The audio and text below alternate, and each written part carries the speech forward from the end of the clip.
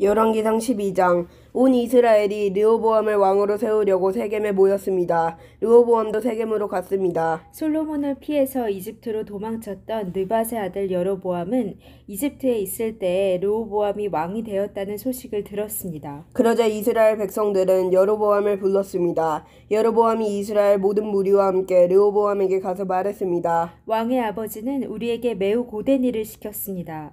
이제 우리의 일을 좀 덜어주십시오. 왕의 아버지처럼 우리에게 고된 일을 시키지 마십시오. 그렇게 해주시면 왕을 섬기겠습니다.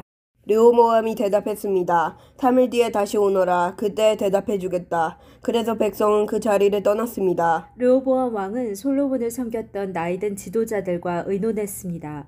이 백성에게 어떻게 대답하면 좋겠소?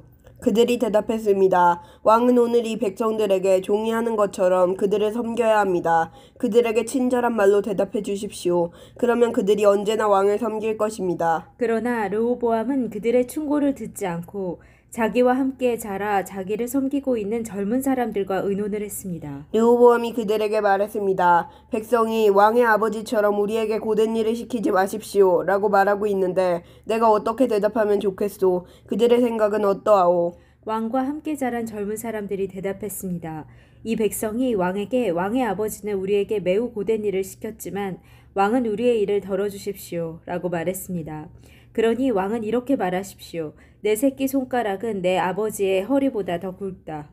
내 아버지는 너희에게 고된 일을 시켰지만 나는 너희에게 훨씬 더 고된 일을 시키겠다. 내 아버지는 너희를 가죽 채찍으로 쳤지만 나는 너희를 가시돋친 채찍으로 치겠다. 르호보암이 백성에게 3일 뒤에 다시 오라고 말했으므로 모든 백성이 3일 뒤에 다시 르호보암에게 왔습니다. 르호보암 왕은 백성에게 무자비한 말을 했습니다. 르호보암은 나이든 지도자들의 충고를 듣지 않고 젊은 사람들이 일러준 대로 말했습니다. 내 아버지는 너희에게 힘든 일을 시켰지만 나는 너희에게 훨씬 더 힘든 일을 시키겠다.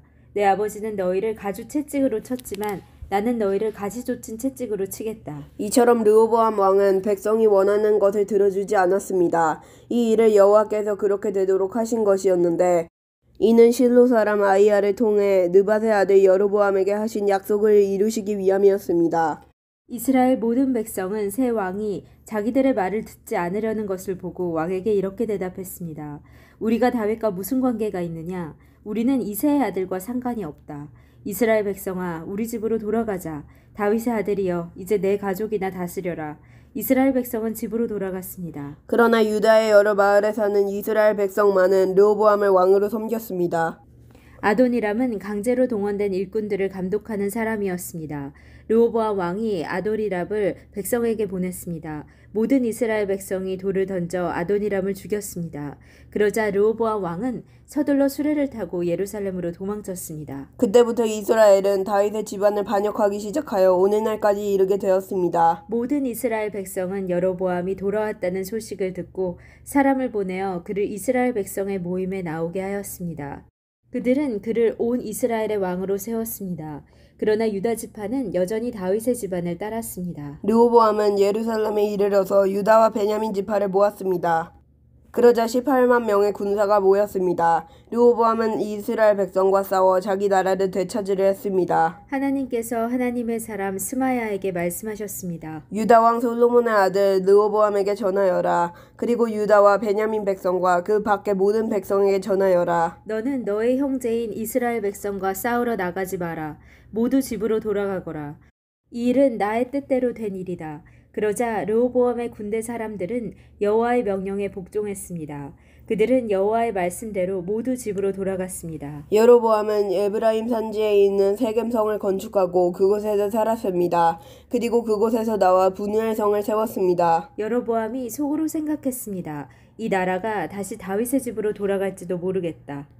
백성은 앞으로도 예루살렘에 있는 여호와의 성전으로 제사드리러 갈 것이다. 그렇게 가다 보면 그들의 마음이 다시 유다 왕 르호보암에게 기울어질지도 모른다. 결국 그들은 나를 죽이고 유다 왕 르호보암을 따를 것이다. 여로보암 왕은 신하들과 의논한 끝에 금송아지 2개를 만들고 백성에게 말했습니다. 예루살렘으로 가서 예배드리는 것은 너무 어려운 일이다.